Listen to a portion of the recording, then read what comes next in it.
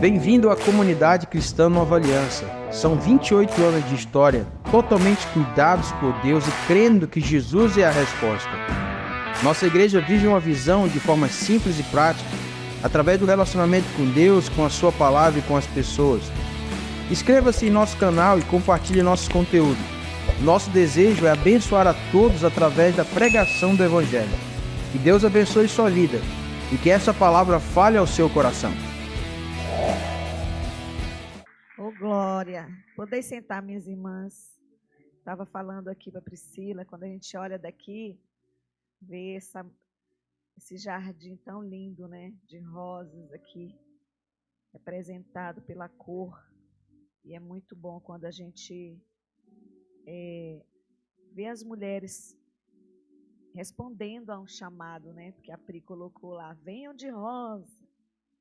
E não tem como a gente vir com outra roupa, né? Que é culto cor-de-rosa, então a gente fica se sentindo mais ainda feminina, né?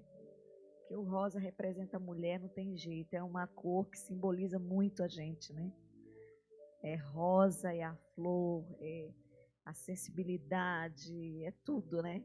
Que essa cor e essa rosa significa nas nossas vidas. Mas amém. Eu queria estar ministrando para vocês uma palavra que Deus colocou no meu coração e eu já tenho, assim, mastigado ela alguns dias. Tentei colocar no papel, não sei se eu vou conseguir falar tudo que está aqui, mas eu queria estar falando com você diretamente aquilo que o Senhor colocou no meu coração. Nós sabemos que esse mês a gente comemora, né? Simbolicamente um mês dedicado à prevenção, principalmente ao câncer de mama. E é um mês que a mulher tem se conscientizado, ou pelo menos toda uma estrutura da mídia, da área da saúde, tem procurado trazer essa conscientização para as mulheres da prevenção do câncer de mama.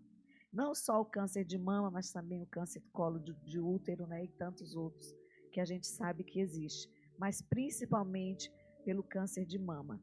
Aí você pergunta, puxa, mas só o câncer de mama que é enfatizado mais?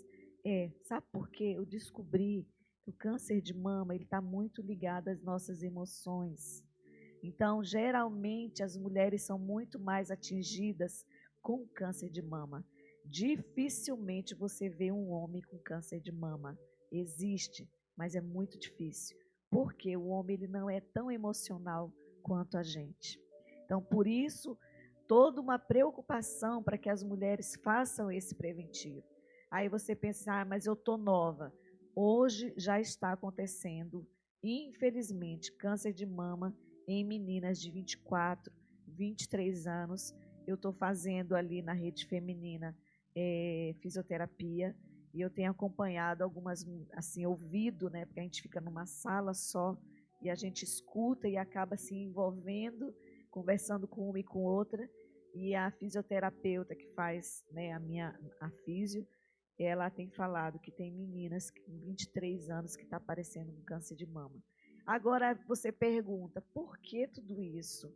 Por causa justamente das frustrações, amargura, rancor, falta de perdão, coisas mal resolvidas emocionalmente na nossa vida. Então eu queria estar compartilhando com você algo que o Senhor colocou alguns textos que Deus foi me dando, e eu quero compartilhar com você. Você que tem a Bíblia, por favor, abre em Mateus 18.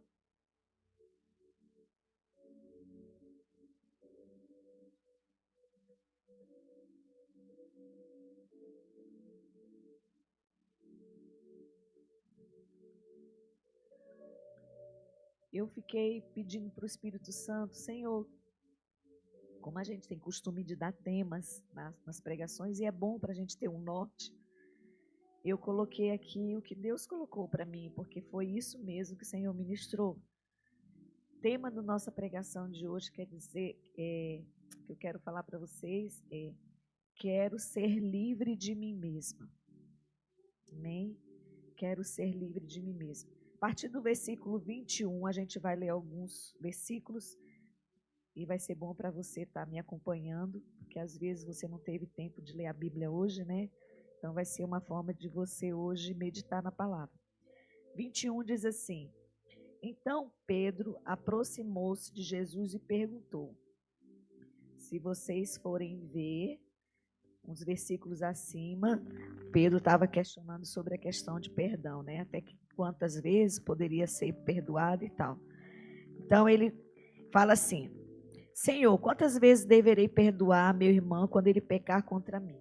Até 7, porque era isso que estava escrito na lei, né? Por isso, o reino dos céus é como um rei que desejava acertar contas com seus servos. Quando começou o acerto, foi trazido à sua presença um que lhe devia uma enorme quantidade de prata. Como não tinha condições de pagar, o Senhor ordenou que ele, sua mulher e seus filhos e tudo o que ele possuía fossem vendidos para pagar a dívida. O servo prostrou-se diante dele e lhe implorou: Tem paciência comigo e eu te pagarei tudo. O senhor daquele servo teve compaixão dele, cancelou a dívida e o deixou ir. Mas quando aquele servo saiu, encontrou um de seus conservos que lhe devia 100 denários. Agarrou-o e começou a sufocá-lo, dizendo: Pague-me o que me deve. Então seu conservo caiu de joelhos e implorou-lhe: Tenha paciência comigo e eu lhe pagarei. Mas ele não quis. Antes saiu e mandou lançá-lo na prisão até que pagasse a dívida. Quando os outros servos, companheiros dele, viram o que havia acontecido, ficaram muito tristes e foram contar ao seu senhor tudo o que havia acontecido. Então o senhor chamou o servo e disse: Servo mau, cancelei toda a sua dívida porque você me implorou. Você não deveria ter tido misericórdia do seu conservo, como eu tive de você?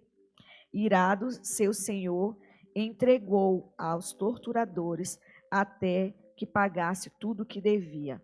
Assim também lhes fará meu Pai Celestial, se cada um de vocês não perdoar de coração seu irmão. Vocês viram como é forte essa palavra?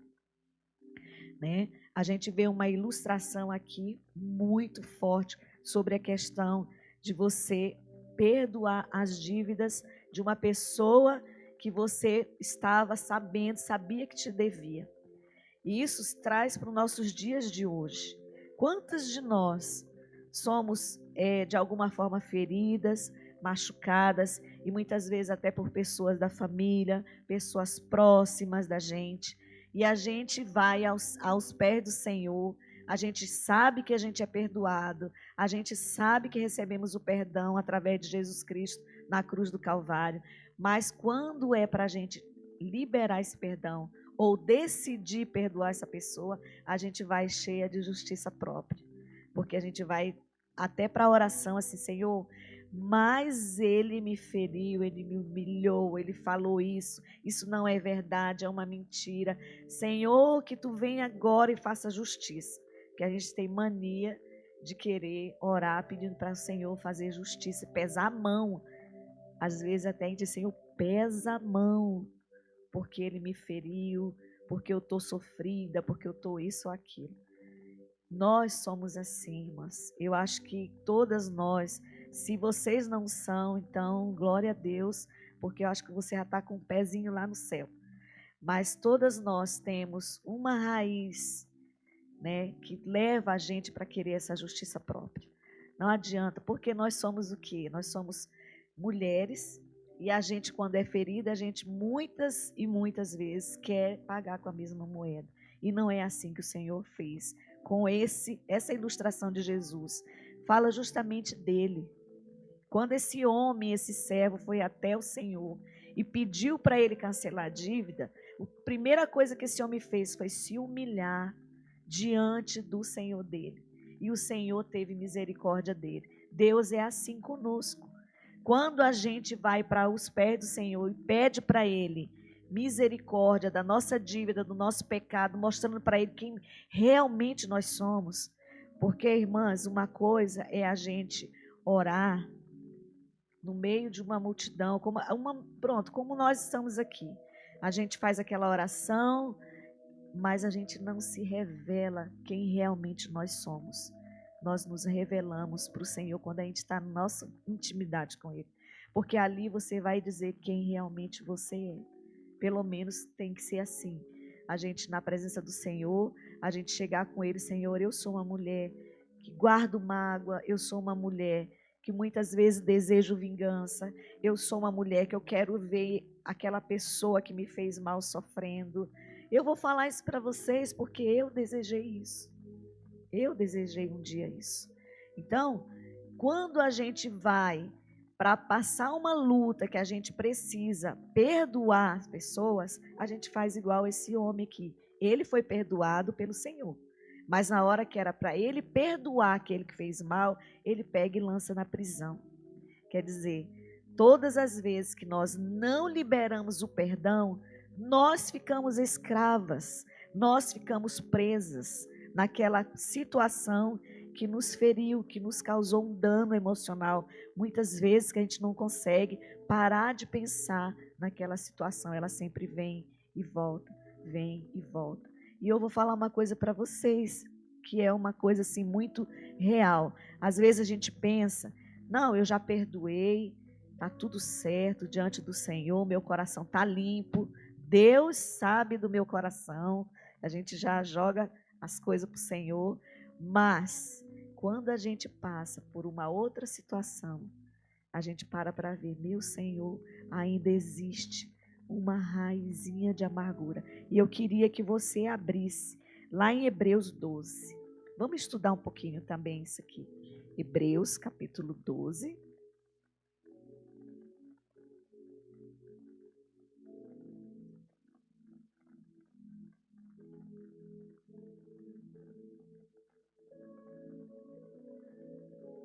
Versículo 14. Olha o que a palavra do Senhor diz aqui. Esforcem-se para viver em paz com todos e para serem santos, porque sem santidade ninguém verá o Senhor. Cuide que ninguém se exclua da graça de Deus, que nenhuma raiz de amargura brote e cause perturbação, contaminando a muitos. Então, a raiz de amargura, é bem claro aqui quando ele fala que nenhuma raiz de amargura. Quando a gente vai plantar qualquer tipo de planta, qualquer, até mesmo um vaso simples, por si só ele já tem raiz. Essa raiz a gente consegue, se for um vaso desse transparente, a gente vê a raiz. Mas quando você coloca na terra, você não vê a raiz está para baixo. E como é que a gente consegue ver com que essa raiz ela está sendo fortificada e tendo nutrientes para ela crescer aquela árvore? Às vezes a gente brinca assim, não, fulano tem um tronco, não é nem um tronco, é uma árvore de amargura, não é nem raiz. Às vezes a gente fala assim, né? Não sei se vocês já ouviram, mas eu já ouvi. Não é uma raiz, é uma árvore de amargura. Por quê? A raiz ela está profunda. Se a gente começa a não perdoar, a gente vai estar o quê? Jogando aguinha nessa raiz para ela ficar mais forte e crescer aquela árvore cheia de amargura. Então, aqui o texto fala que nenhuma raiz de amargura brote e cause perturbação. É o que acontece quando a gente não perdoa, a gente fica com perturbação na mente. Sabe de que jeito? Você não esquece aonde você foi ferido. Aquilo sempre está voltando, sempre está trazendo à tua memória. Isso é uma perturbação, isso é a seta que o inimigo vai jogando para aprisionar cada vez mais as nossas vidas nesse sentimento que é tão ruim e tão diabólico e nos leva a uma morte espiritual. Quando ele fala que esforcem-se para viver em paz com todos, então não é uma coisa que é fácil. Não é uma coisa que é fácil. O que é o esforço? É a mesma coisa de eu estar ali na academia, fazendo um monte de exercício, suando para poder perder uns quilos. Eu estou o quê? Me esforçando. Então, a paz com todos, eu preciso me esforçar. Para que aconteça o quê? Eu tenho uma vida santa. Para que o inimigo não venha me acusar de coisas que eu ainda não perdoei. Nós todas aqui, eu acredito que cada uma já passaram alguma situação, que tiveram que liberar perdão. Aí você diz assim, mas eu não sinto. Mas é ele que me feriu, ela que me feriu, ela que tem que vir aqui me pedir perdão. É ele, às vezes é o marido, às vezes é a esposa. Às vezes a gente está com a razão, quando se trata de casamento, mas a gente não dá o braço a torcer, porque a gente sabe que o marido, quando a gente disser, amor, você tem razão, pronto, aquilo ali é uma humilhação. Tem mulher que não dá o braço a torcer quando ela erra. Então, tudo isso são motivos da gente ver que é muito mais danoso para nós quando a gente não reconhece que a gente precisa liberar perdão. E não é sentimento. Quantas vezes a gente já escutou? Perdão e amor não são sentimentos, são decisões. Porque a partir do momento que eu decido perdoar, eu vou andar o quê? Me esforçar para ter paz com todos, né? E esse esforço, o que é? Eu saber que todas nós aqui somos diferentes. Cada uma de nós temos um temperamento, uma natureza e uma criação, e ainda de quebra vem uma cultura diferente uma das outras. Mas o Senhor, para nos testar e fazer com que a gente viva num ambiente em que a gente sabe que vai morar uma eternidade junto, coloca todo mundo junto numa arquinha que é a igreja. Então, se a gente não consegue lidar com cada uma de nós com temperamentos diferentes, saber que eu tenho um limite com a Lucy, mas eu tenho outro limite com a Gleice. Eu não posso chegar com a Gleice e falar com ela de uma forma que eu sei que a Lucy aguenta o tranco, mas a Gleice não aguenta. Então, eu tenho que saber os limites de cada uma, de como que eu vou tratar. E isso é seguir, se esforçar para ter paz com todos. Vamos ter paz com todos? Não, mas o que depender de mim, eu vou fazer. É o que a palavra do Senhor diz, que depender de mim, tendes paz com todos. Amém? Então, queria que você prestasse bem atenção sobre essa raiz de amargura. Será que você tem essa raiz de amargura? Será que você tem alimentado? De que forma eu sei que eu tenho uma raiz de amargura? É quando aquele mesmo problema volta como se tivesse assim, voltando um filme. Meu Deus, eu já passei por isso. Estou passando de novo. Já passei por isso. Estou passando de novo. É porque você ainda não saiu daquele processo. Deus vai te levar sempre naquele lugar que é para você entender que você precisa decidir perdoar. Porque se você não toma atitude, aquilo ali vai criar uma grande árvore de amargura. E quando você vê, não tem mais jeito, né? E eu fui buscar o significado de amargura. Olha só, é um sentimento enraizado de dor e ressentimento, para vocês verem como está ligado àquilo que a palavra falou. É um sentimento que está enraizado de dor e ressentimento. Isso significa amargura. É muito sério isso, muito sério. Porque é que às vezes a gente não consegue estar livre. Aqui a gente fica assim, na igreja, eu sempre falo, é muito bom a gente estar na igreja, no templo, com os irmãos, tendo comunhão. É o melhor lugar para a gente ser crente. Que aqui ninguém conhece quem a gente é dentro de casa. Dentro de casa é quem nós somos verdadeiramente, quem nós somos em Deus. É lá que o Espírito Santo nos conhece e sabe quem nós somos, com nossos esposos, com nossos filhos, com a nossa mãe, seja com quem for que a gente conviva. É lá dentro de casa, né? Eu queria que você abrisse lá em Mateus, capítulo 5, vamos lá.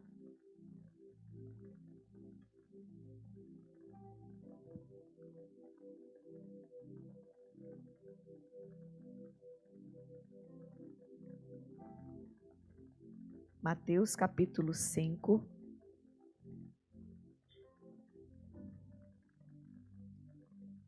Versículo 23, e diz assim: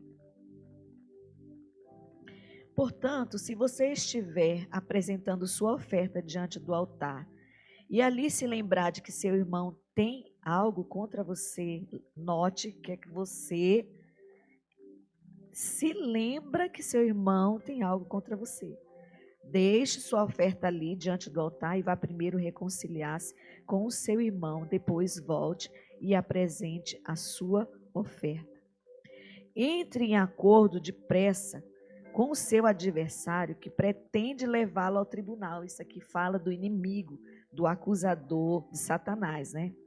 Faça isso enquanto ainda estiver com ele a caminho, pois, caso contrário, ele poderá entregá-lo ao juiz e o juiz ao guarda, e você poderá ser jogado na prisão. Eu lhe garanto que você não sairá de lá enquanto não pagar o último centavo. Então, há uma prisão quando nós não perdoamos. Há uma condição. Aqui fala que quando eu lembro, às vezes a gente pensa assim, poxa, mas eu acho que eu não fiz nada, mas de repente você vê uma irmã que está meia de cara virada para você. Será que eu fiz mal? Será que eu falei alguma coisa que ofendeu? Eu vou lá com ela perguntar. Está tudo bem entre a gente? Eu fiz alguma coisa? Se eu fiz, me perdoa. Sabe? Quando a gente lembra, imagina quando você é ferido, que você sabe que foi atingida, aí você fica, poxa, eu queria tanto que a pessoa viesse, falasse comigo. E não é aquela questão, irmãs, de dizer assim, não, na hora que vier me pedir perdão, eu vou descascar o abacaxi. Eu vou falar tudo o que ele fez comigo, porque eu não vou deixar isso ficar barato. Pisou no meu calo, vai ter troco. Naturalmente, a gente falando, acontece isso. Mas não é assim que o Senhor quer que a gente faça. Porque a gente precisa entender, irmãos, a nossa oferta, a nossa oração não é aceita se nós tivermos algo contra um irmão. É muito sério isso, é muito sério. A gente não pode brincar, é a palavra do Senhor, e a palavra do Senhor é que nos faz levar para esse lugar de proteção. Porque se eu cumpro tudo isso, se eu me esforço para ter paz com todos, se eu perdoo quem me feriu, eu vou estar o quê? Livre. Mas se eu não faço nada disso, eu vou o quê? Vou ser lançado na prisão. Prisão de quê? Daquilo que a gente leu lá em Hebreus, de amargura, né? De muitas coisas que vão vir no nosso coração. Eu li uma frase no livro que diz assim, ó, o perdão me faz tirar a mão do pescoço de quem me feriu. O perdão me faz tirar a mão do pescoço de quem me feriu. Eu achei tão interessante essa ilustração, porque geralmente é isso. A gente fica assim, ai, que vontade de esganar, vontade de pegar, de fazer. Mas a hora que eu digo, não, Senhor, eu decido liberar o perdão, eu decido, eu abençoo, eu quero declarar sobre a vida daquela pessoa que me feriu, que ele é um homem abençoado, uma mulher cheia de Deus, que a vida dele é próspera. Eu tirei o quê? A mão do pescoço dele, né? Eu achei interessante essa ilustração. Abre lá em Efésios 4.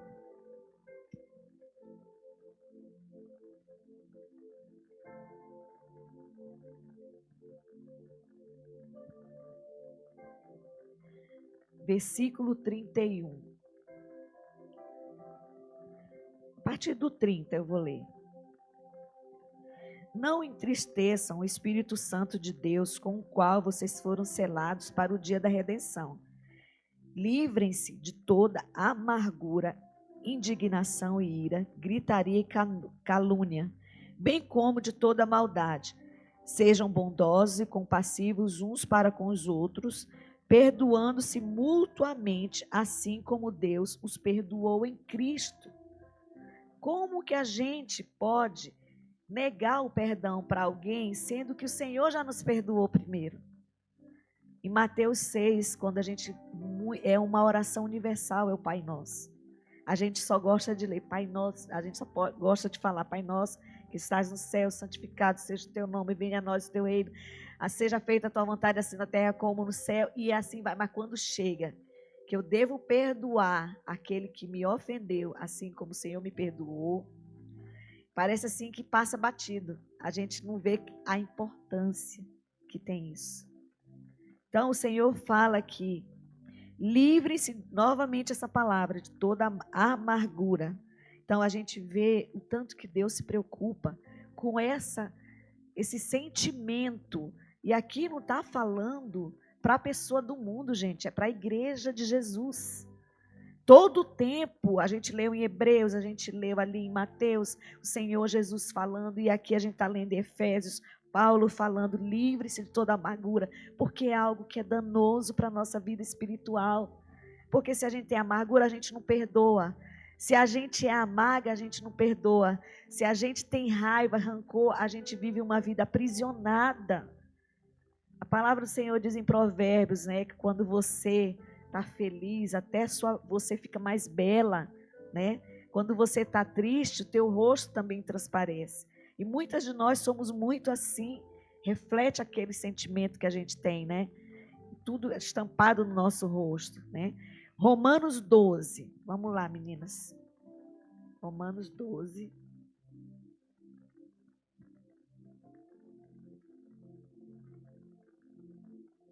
Novamente aqui, Paulo dando uma palavra para nós, que vai fechar com Hebreus 12.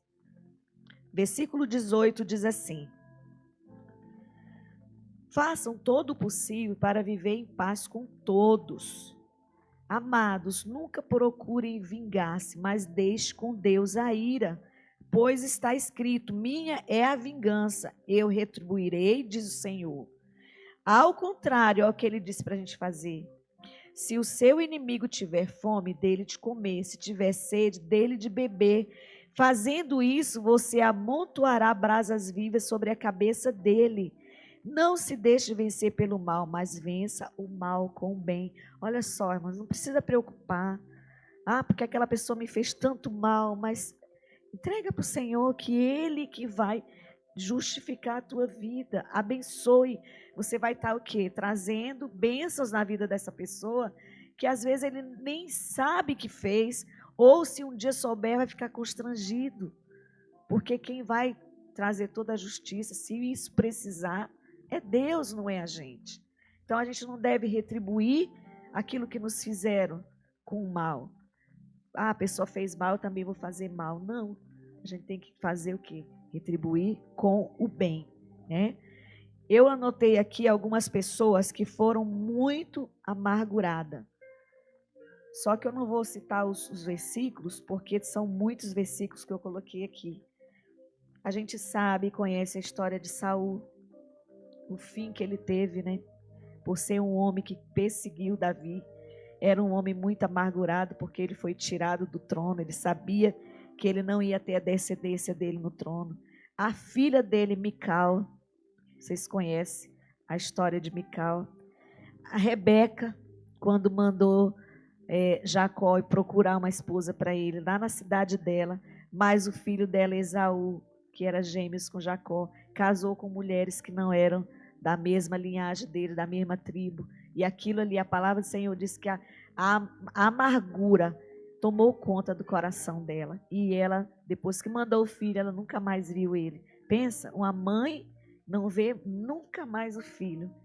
Herodias, tanto ódio que ela tinha de João Batista, acabou fazendo com que ele fosse decapitado por causa de uma palavra que ele lançou.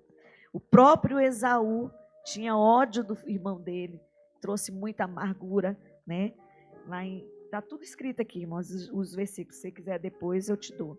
Mas pessoas que tiveram amargura e superaram, porque reconheceram o quê? O erro delas e se humilharam diante do Senhor.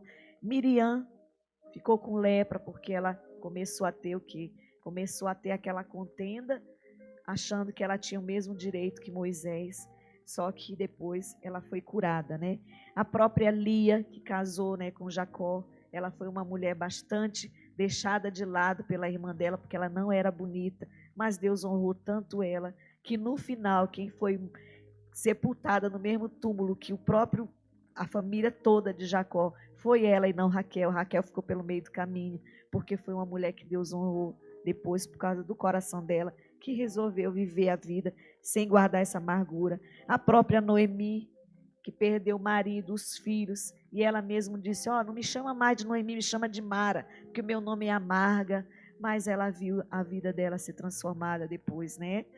Ana, que era uma mulher que chorava tanto por um filho, vivia amargurada porque não conseguia ter filho. O Senhor vai e faz ela de uma mulher que foi mãe do profeta Samuel. E por aí vai. Então, eu queria deixar para você hoje um despertamento de que você entenda que a amargura é uma coisa muito ruim que nos leva a enfermidades. Eu falo isso por testemunho de vida. Eu fui uma mulher que guardei uma amargura durante 1 ano, 2 meses. Acho que foi isso. Porque eu guardei ali aquela amargura, adubei, molhei com a aguinha, cresceu uma raiz profunda e nasceu um pezinho assim. Eu acho que chegou desse tamanho. Aí quando o Senhor começou a confrontar comigo, foi onde veio o câncer de mama. E eu fui descobrir que foi falta de perdão. Falta de eu decidir perdoar aquela pessoa que levantou calúnia. Porque naquele tempo eu achava que não existia essas coisas. Então eu nunca esperei que acontecesse aquilo comigo. E a palavra do Senhor diz que quando nos perseguirem, nos injuriarem e mentindo disserem todo mal contra nós, fiquem alegres, porque grande será o vosso galardão. E parece assim que passou batido esse versículo, porque eu não lembrava disso. Eu digo, gente, se eu tivesse lido direito isso, eu tinha ficado alegre porque eu estava sofrendo ali por amor ao Senhor, mas eu não tive esse entendimento. Então, irmãs, cuide do seu coração, das suas emoções, não guarde rancor, não guarde nada. Se alguma coisa te feriu, que aquilo ali deu um choque em você, pera lá, aquilo ali me ofendeu, aquilo me entristeceu. Se você não tem liberdade de conversar com aquela pessoa que fez isso, ou não é o momento, procure o seu discipulador, a sua discipuladora. Se você não tem, procure ter uma discipuladora para poder abrir seu coração. Porque isso é como se fosse, a discipuladora é como se fosse o quê? Um remédio, não é genérico, é aquele mais natural, como que é? Homeopático? Um remédio homeopático, que ele vai te dando umas gotinhas, devagarzinho, vai fazendo efeito. O remédio homeopático, ele não faz efeito na mesma hora, né? Demora a fazer, tem dias para começar a fazer efeito. Então, teu discipulador, a tua discipuladora, vai te dar essas dosezinhas homeopáticas da palavra de Deus, para você ser liberada disso aí, porque em Tiago fala, confessai uns aos outros os seus pecados e vós sereis sarados. Então, a gente precisa também compartilhar os momentos de tristeza, para isso não criar essa raiz de amargura, e a gente não está molhando aquela raizinha para ela ficar verde. Eu vejo isso, hoje eu estava mexendo na minha orquídea, a orquídea que eu ganhei no dia da festa da igreja aqui. Ela está nascendo, e eu tirei ela, a raiz dela toda verde, mas tinha uma sequinha. E eu estava nessa palavra, né, aquilo ali no meu coração, e eu pensando assim, olha, se eu não tivesse colocado água, talvez ela tivesse morrido, porque também não pode molhar muito, né? A orquídea tem o tempo certo de molhar. Aí eu tirei ela para ela respirar, tirei aquelas raízes secas, e as verdes ficaram, e ela está brotando as flores. Então, às vezes, a nossa vida é assim. A gente tem que estar molhando e adubando e trazendo as coisas boas para que ela floresça de novo. E não que as raízes ficam profundas que a gente não está vendo. E às vezes a gente acaba deixando com que essas raízes tomem conta da nossa vida. E a gente não percebe. Quando a gente vê que aquelas raízes estão tão profundas, que não tem como você arrancar mais.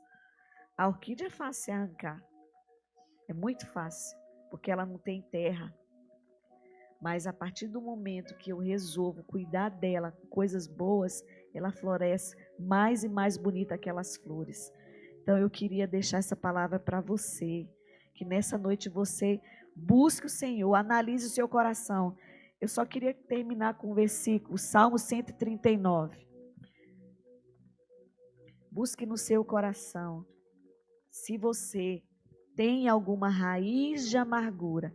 Às vezes ela está pequenininha, se você tem alguma coisa ali que está guardada, que possa te trazer qualquer coisa que venha te prender, te levar para esse lugar de cativeiro, te aprisionar.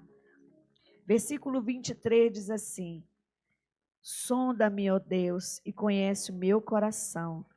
Prova-me e conhece as minhas inquietações.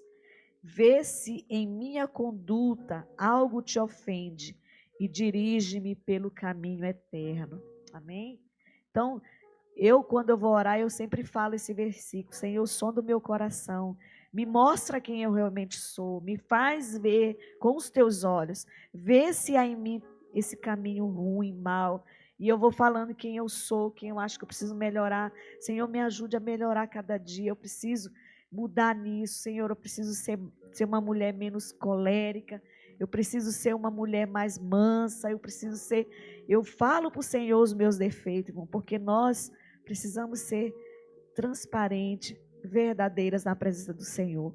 A gente está no processo, nenhuma de nós aqui vai ser perfeita, mas nós estamos no processo de Deus nos aperfeiçoar a cada dia para sermos o que aquelas mulheres segundo o coração de Deus que Ele quer que a gente seja. Amém?